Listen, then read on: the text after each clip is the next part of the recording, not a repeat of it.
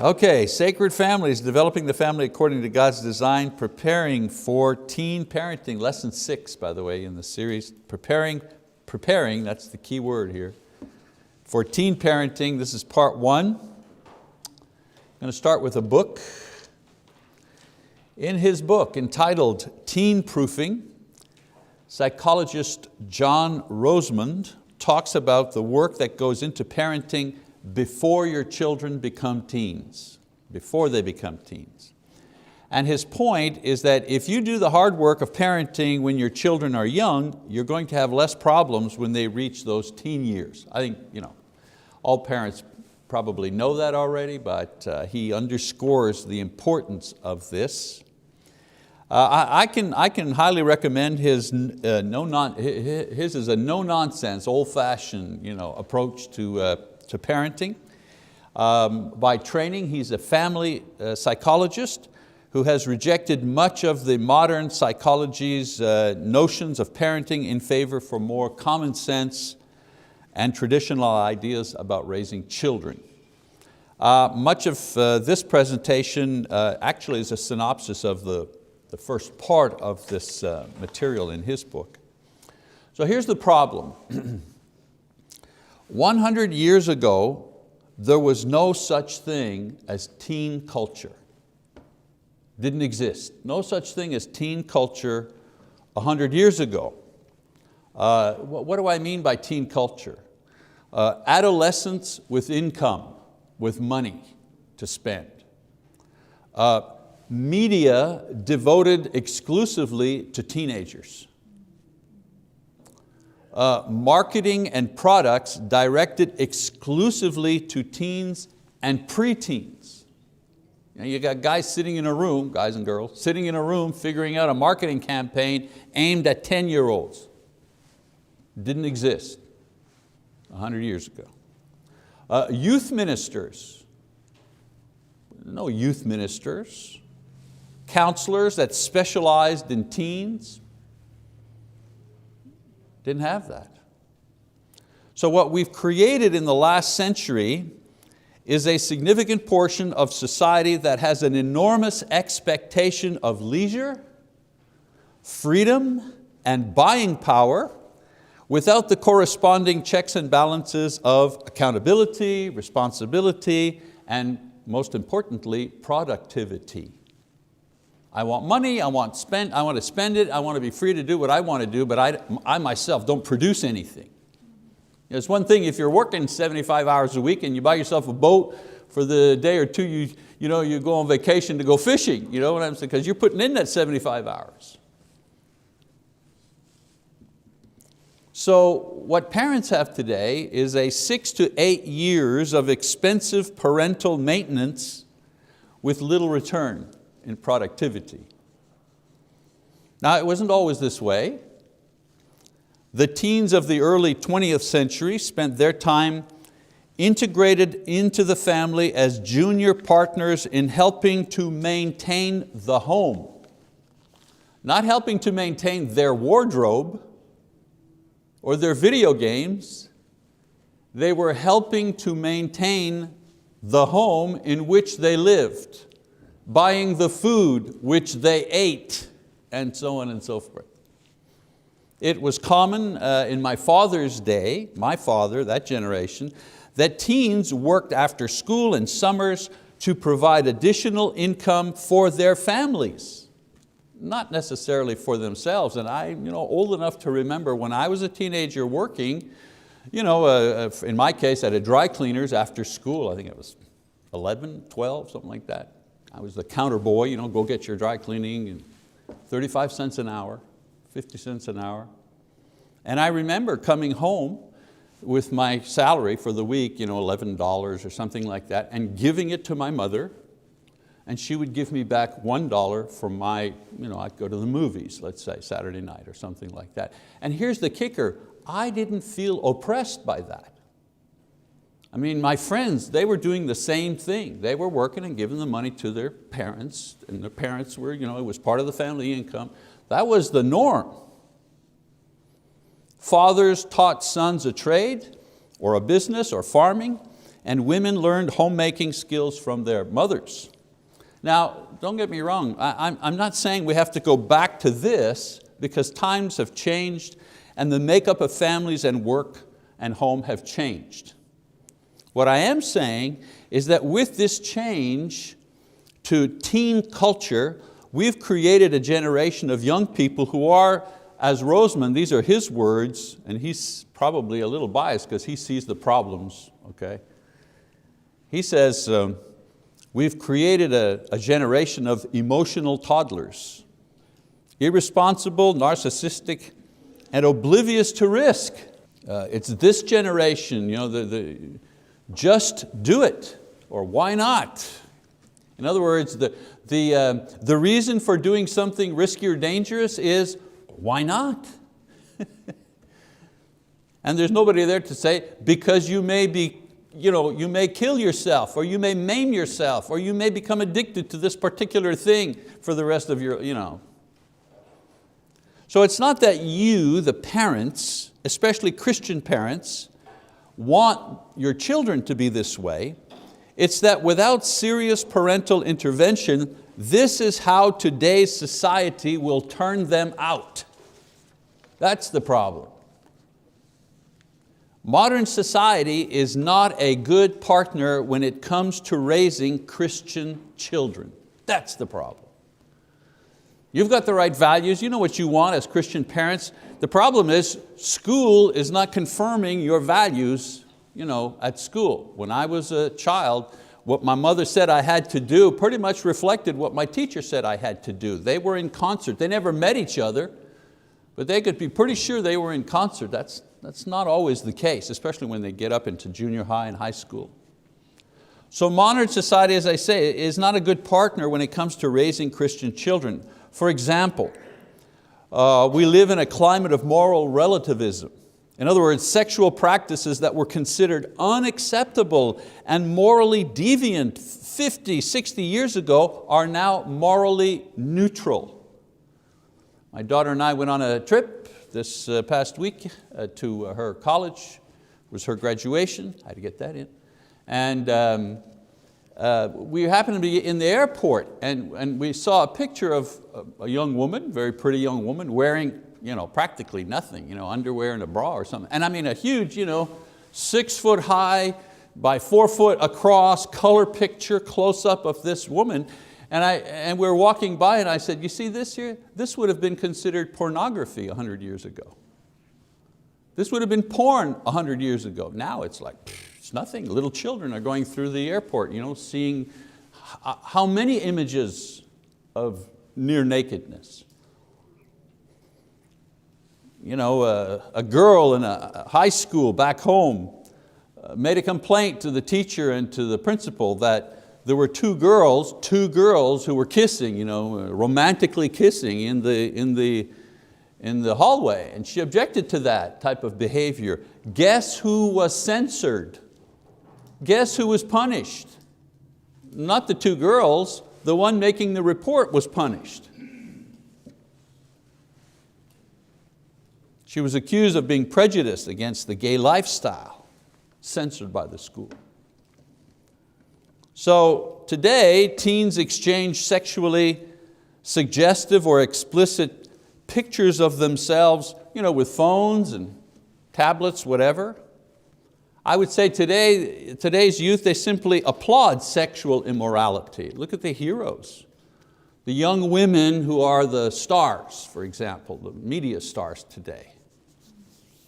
Not exactly examples of sexual purity, respecting themselves, but they're the heroes. You get young men, young women around the block to go to see a concert of a young woman who may have a lot of talent, singing wise and talent for performing, that 100 years ago, that performance would better be in a strip club or a gentleman's club, the type of dancing and the clothing and so on and so forth. It would have been not acceptable at all. It would have been a no-brainer. Today, what's worse? You have parents bringing their children to that concert. We have weakened disciplinary practices, children taking parents to court. Teachers not allowed to discipline their students, not allowed. A 16-year-old can murder somebody in cold blood and be walking the streets again when they're 20. And of course, I think this is the worst right here, overheated materialism. There's always materialism. We got to buy stuff, right? I mean, people have had to buy food and food for their horses. No matter what generation you're in, there's always materialism, always. You have to eat. I'm saying overheated materialism. Parents cannot keep up with the demands of their children who are stimulated by 24/7 media barrage to buy stuff. I mean, the 8-year-old wants their own phone, never mind, they want their own Facebook page. And so raising children, especially in their teen years, is very difficult in this type of climate. Very difficult. When our children reach this stage, meaning when our children reach the stage of getting into the teen years, we want to prevent them from becoming secretive and uncommunicative to us. We don't want that to happen. We don't want them to become overly argumentative and defiant with us. I don't care what you think, I don't care, I'm going to do it my way. Well, you're grounded, well, I don't care. We don't want that attitude. We don't want them to fall in with the quote wrong crowd. We don't want them to use drugs and abuse alcohol and become sexually active, or we don't want them to run away. We don't want them to harm themselves. We don't want them to take foolish risks. We don't want them to become depressed. We don't want them to become suicidal. We don't want them to binge watch a program that's about suicide. That's the biggest program on TV at the moment. What is it, 13 Reasons? Is that it? We don't want them. I mean, have I covered all of the fears that parents have? We could keep going here. So what we want to develop while they are still young is a parenting model that will eventually produce two things when they become teenagers. Number one, we want to develop their character in such a way that they take responsible control of their lives when they are teenagers, not when they grow up and they're married and they're gone. We want them to be able to do that while they're still teenagers. And number two, we want to help them make self-protective rather than self-destructive decisions as teenagers. Again, a lot of parents think, well, that's what I want them to be when they're adults. Too late. Too late. You want them to be able to do that while they're teenagers. These two are the holy grail, if you wish, of teen parenting. But the work to achieve these two goals begins long before your child becomes a teen. Here are three basic stages from birth to adulthood that children go through, and how we parent them during the first two periods, how we parent them during the first two periods will have an impact on what kind of teenagers they become and what our parenting experience will be like when they are teenagers. So I want to briefly go over these before we talk about parenting teens, which I'll do in the next session. Stage one. Stage one is infancy to early toddlerhood, somewhere around 2 or 3 years old. During the first 2 years of life, the child is treated like he was the center of the universe. Total strangers will kneel before his throne just to get a smile, right? Parents are there to serve, and quickly. I want it now. I want it now. I don't care how you feel, I want it now. Of course, this is normal because the child needs caring for and is aware only of his own central position in the world. He, she, you know what I'm saying. But then at around 2 years of age, a revolution should begin. Parents begin, or should begin, to shift roles from caretaker to authority figure. Now, parents begin to teach right from wrong, obedience, discipline. We usually call this time the terrible twos. And we call this time the terrible twos because the child does not like this new order of things where mommy says no 500 times a day, right? The change that must take place is that the child is no longer at the center of his universe. The parent is. The parent becomes the center of his universe. From now on, the child will pay more attention to the parent, meaning respond to or accommodate, than the parent towards the child, cater to, cave into. From about 2 years onwards, the child must be made to understand that the parent is in charge, not the child. Sounds so easy, doesn't it? But that's the task, that's the job.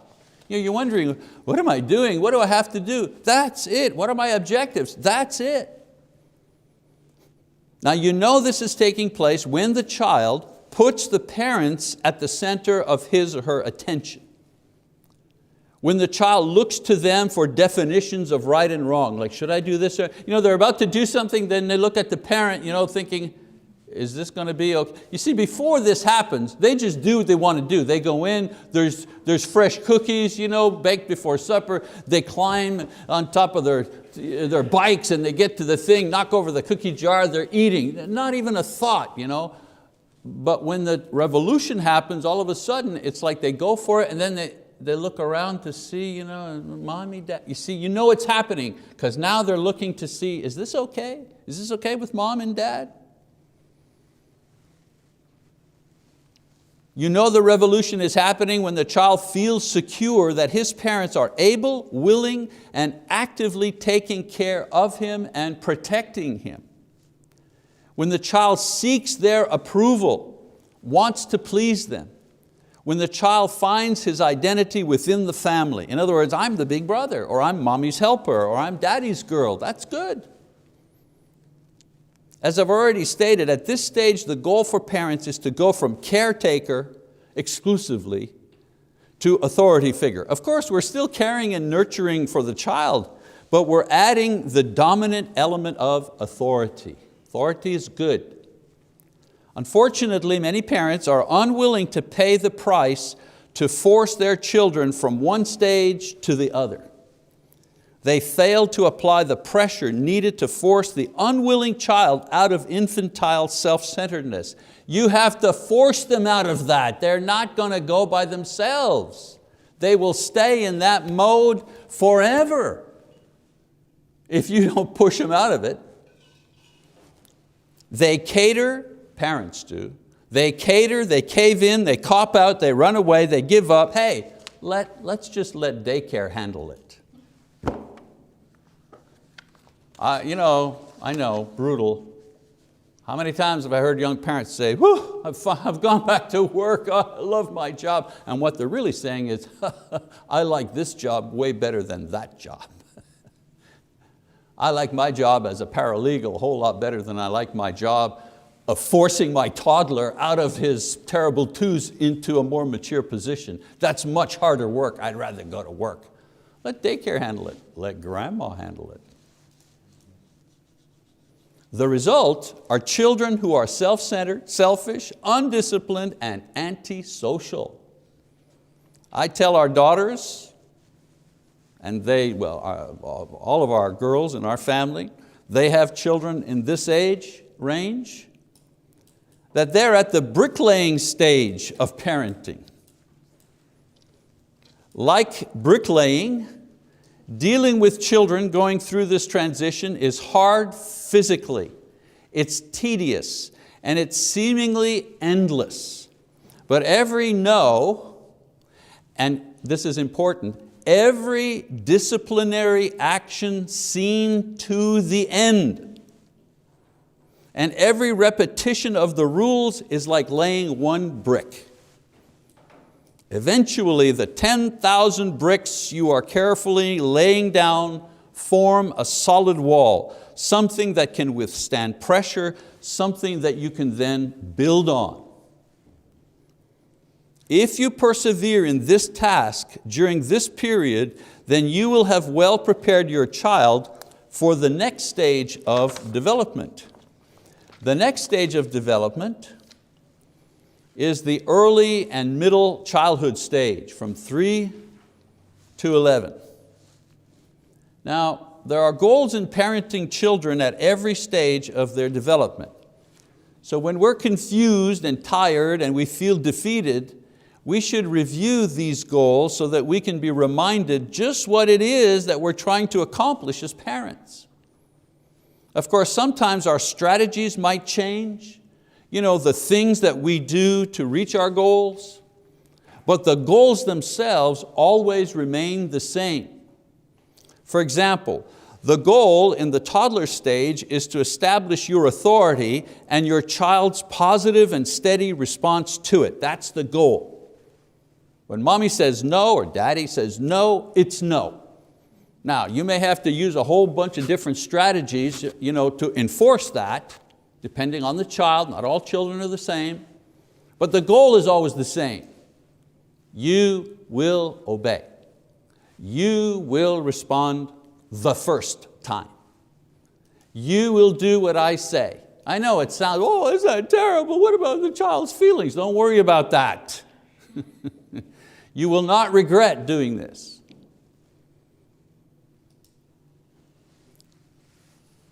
Your strategy to achieve, as I say, may have to change from time to time. Sometimes, time out is not working. Well, then go to some other form of discipline. I think I've mentioned this before. My mother, she had a real doozy of a thing to get my attention when I was 6 or 7 and misbehaving, whatever. She was, all of a sudden, out of nowhere, it was like, okay, pajama time. 2 o'clock in the afternoon in August. Pajama time, what that meant was I had to get out of my play clothes and go put my pajamas on and go sit on my bed. No toys, no books, nothing, just sit on the bed and I'll let you know when you can come out. And it wasn't like, Mom, could I come out? Okay, now will you be good? No. An hour would go by. I would have gone through crying, begging, pleading until I accepted she could keep me there forever. And then finally, and I remember one time on the door outside, Mr. Mazzalongo, we're all going to the park to play ball. We got, is Mike coming? Or could we borrow his glove then? She says, oh, Michael is, in French, of course, but she says, Michel, Michael is on his bed in his pajamas. Add ridicule. I don't recommend adding ridicule, but I could hear them. And here I was in my pajamas in the middle of the day. She could have just said time out in the corner. No. Just to impress upon me that she was in charge. And you know what? She was a working mom. I spent a whole lot of time alone in my life, as a kid, going to school, coming home, had my own key, opened the door, get my snack, had to wait till 6 o'clock till she came home. But I never crossed her. Yeah. She didn't even have to raise her voice. I don't remember my mother ever yelling at me, ever. So in the next stage of development, which is the early and middle childhood stage, there are several goals that you're shooting for. Roseman says, and there's the quote, during infancy and early toddlerhood, parents are responsible mostly to their children. Now, during early and middle childhood, parents are responsible to both their children and the rest of us. He means that the goal is to properly socialize children so they will be able to interact with others outside the family circle. I'm not going to give you the strategies here. They're different from child to child, but here are the goals that you are aiming for during this period of time. By the time your child enters adolescence, he or she will have learned the following principles. Number one, you, the child, are completely responsible for the choices you make. God has given you free will, and the exercise of that free will largely determines what happens and what will happen to you. Parents need to reinforce the idea that their child's behavior is due to their own choices, not their genes, not their father's alcoholism, not mom's cancer, or the fact that the family has too much money or not enough money. In the end, the choices that they make are very important, and they have to take ownership. You ate all your candy before we actually went into the movie? Well, there's no more candy during the movie. Your choice. I told you, the small popcorn and the box of the Milk Duds, and the drink, that was for the 2-hour movie. And while we waited 15, 20 minutes to get in and sit down, you gobbled all that stuff up and you got none left, and now you're, I got none. No, your choice. You made that choice. Number 2, lesson. If you make bad choices, bad things will happen. Not always right away, but sooner or later. The religious instruction we give our children actually lays the groundwork for this truth, but we can reinforce it in everyday circumstances by not always covering their losses brought about by their bad decisions. I'll cover a loss for my child brought about by my bad decision. They had a special day, we were supposed to go so-and-so, and then I forgot about that, and I said okay to my boss that I would work that, my bad, I forgot I made that promise. I'll get home, I have to go to work, but I'll make it up to you, because that was my fault, that was my bad. So we'll figure out a way, I'm going to recompense you. But covering their loss because they made a bad decision. I'll give you an example. Mom says, don't leave your bike in the yard at night. It might be stolen. Nothing happens for months. And the daughter, she leaves the bike out, she leaves it on the sidewalk, she leaves it on the side of the house, she leaves it in the backyard out of just neglect or laziness. And then one morning she gets up and guess what? It's gone. But here's the thing, it's one day before the big bike-a-thon at school, where you come and show your bike off and you do around the track and raise money and you win chocolates and it's a big thing. Oh no, I don't have my bike. Covering her loss instead of letting her own her loss, that's a beginning of something we call enabling. If a child doesn't learn that bad choices bring bad consequences at this early stage, imagine the problems awaiting her when she's a teenager and she's driving your car, not just her own bike. Now remember, I've got 30 minutes here to do this lesson. I can't cover every exception, obviously. We're not going to allow a child to make a bad decision that'll put their life at risk. We're the parents. We ought to have the wisdom to know which things, which failures will we allow them to undergo in order to teach a valuable lesson or not. Number 3, what am I trying to teach my kid? You're responsible, bad choices equals bad results, and good choices equal good results most of the time. If you make good choices, bad things are less likely to happen.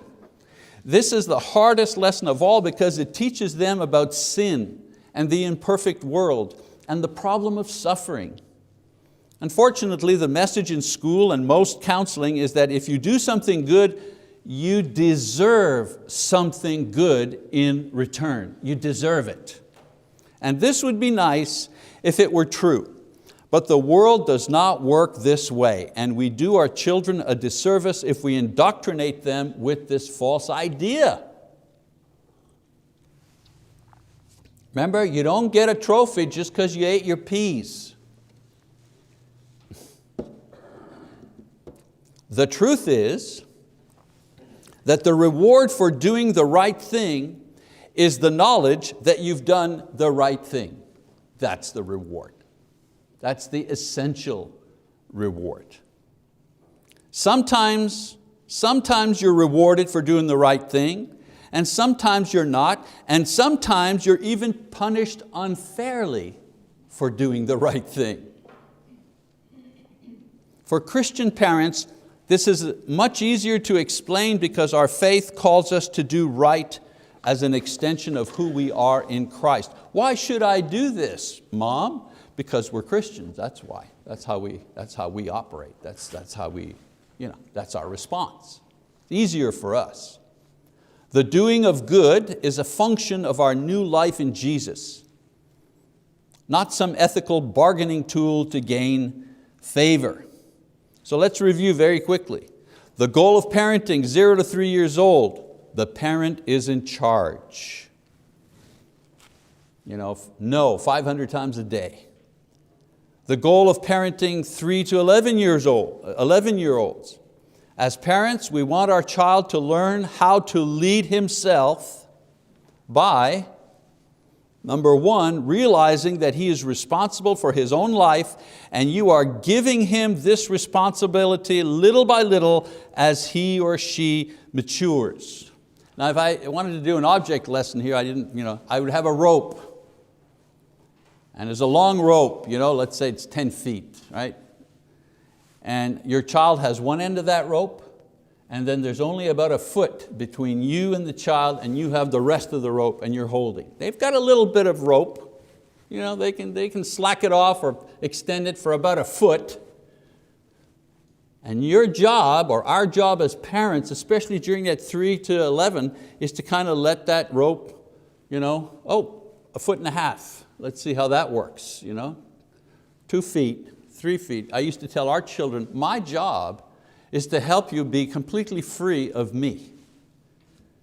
I'm giving you rope as I see you can handle rope. If I see you can't handle rope, I start pulling it back in. If I see you can handle the rope, then I give it back out. Emily, our daughter, 15 and a half years old, she had a driver's license, she had a car, she had a job that she worked sometimes at night to go to at 15. Because why? Because we felt we could give her a lot of rope. Not so much for others, won't mention any names. But you see the imagery there? I would expressly tell them, I am not against you being free. I'm not against you being independent. I am certainly not against you, being your own person. I want that with all my heart, and I'm giving you as much rope as I think that you can manage. So go for it, become independent of me, be free of me. I want that with all my heart. Should I add free with your own income? Not free on my nickel, but that's a whole other lesson. But you know what I'm saying. I purposefully told them, my job is not to restrict your freedom. My job is to give you your freedom. But since I'm way older than you, and I have more experience than you, we're going to allow me to be the judge of how much rope you get, not you. And they managed. So we have to teach them to realize that they're responsible for their own life, and you're giving them this responsibility. Secondly, that they are taking ownership of their choices and they are learning the lessons that these decisions teach them. No enabling, helping, guiding, providing what's sometimes missing, but we allow them to own the consequences of their bad choices in all reasonableness. And then thirdly, They need to understand the motivation for making good, that the motivation for making good choices is faith, not reward, and accepting that the world is not always fair. But God will do justice in the end. The beautiful thing about us, as Christian parents, we have an answer to the hard questions. Why do little babies die of cancer? We have an answer to that question, whereas others don't. So the early childhood and middle years are when parents teach their children how a compass works. This is how it works. If you point it this way and you don't follow it and go that way, you may get lost. You teach them how it works. The teen years are when the parents help the child learn how to use that compass. And next week we're going to talk about the next stage, the terrible tweens. Another thing that didn't exist 100 years ago, didn't even exist 50 years ago, but now we have a new subclass. It used to be, you were a preteen, then you were a teen. Paul and Julia in our household used to argue, when were you a preteen? Julia said, well, you're a preteen when you're 2 digits, like you're 10. And Paul would say, no, you're only a preteen the year before you actually get into teenhood. And this was the existential angst going on in our family during those years. Okay, so next week, preparing also for the tween years. So come on back. We'll see you then.